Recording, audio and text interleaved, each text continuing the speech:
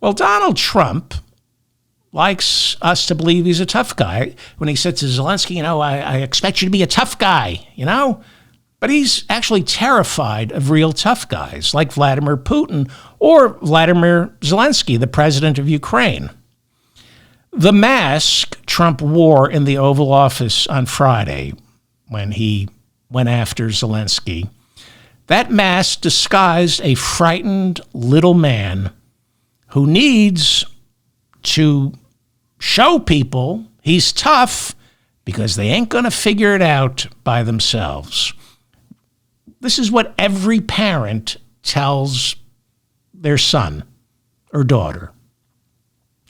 If you're tough, you don't have to act tough. Kremlin spokesman Dmitry Peskov said of Trump's performance, quote, "This new administration is rapidly changing all foreign policy configurations.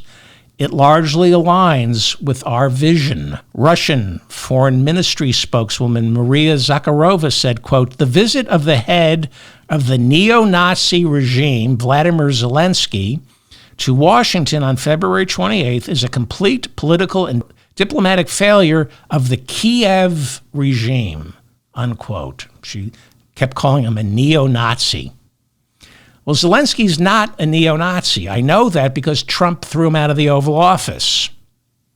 Hungary's Viktor Orban now calling for the EU to negotiate peace with Putin. And that is a bit of a departure from Trump. Orban is in the pocket of Putin. The EU is threatening to kick Hungary out because it's been against providing weapons to Ukraine. Orban gets money from Putin, but he now is saying the EU should negotiate with Putin. That is a departure from Donald Trump, who right now only wants bilateral negotiations, leaving Europe and Ukraine out of it. On Saturday, Republican Senator from Utah, Mike Lee, called on Donald Trump to pull out of the UN and NATO. The John Birch Society is alive and doing better now than it did in the 50s. Bill Buckley had to purge the conservative movement of these people, the John Birchers, and they now are running the Republican Party. No, they're getting rid of fluoride in the water.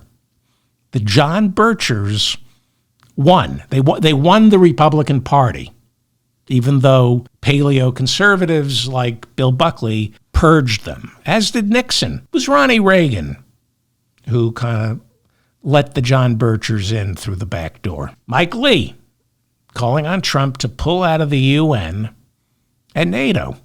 If we were going to get socialized medicine, if all the money we saved protecting Europe meant socialized medicine, maybe I could be on board. Not going to happen. Not with these people. This money that they tell us they're going to save by not being a part of NATO or the UN, where do you think that money goes?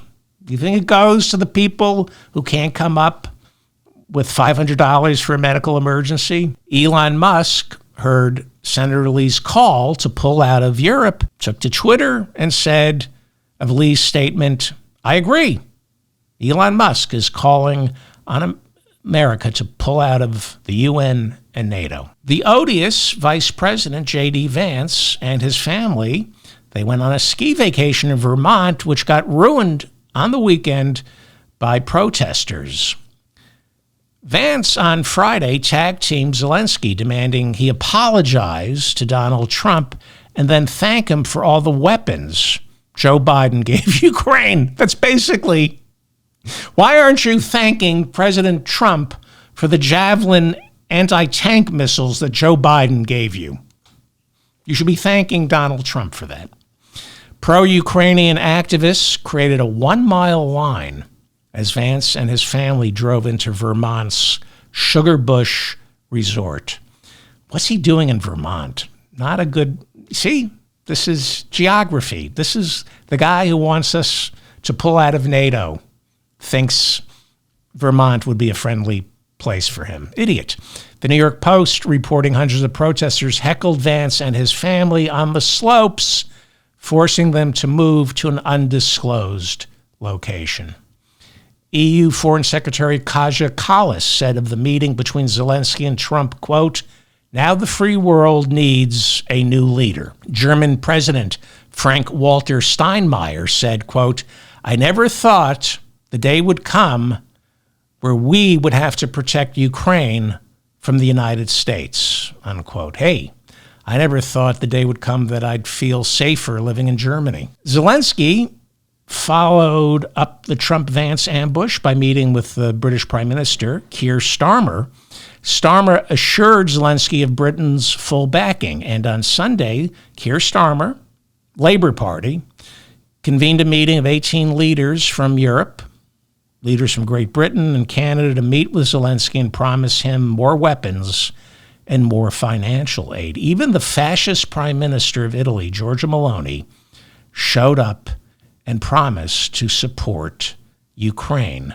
King Charles then welcomed President Zelensky on a visit to Sandringham.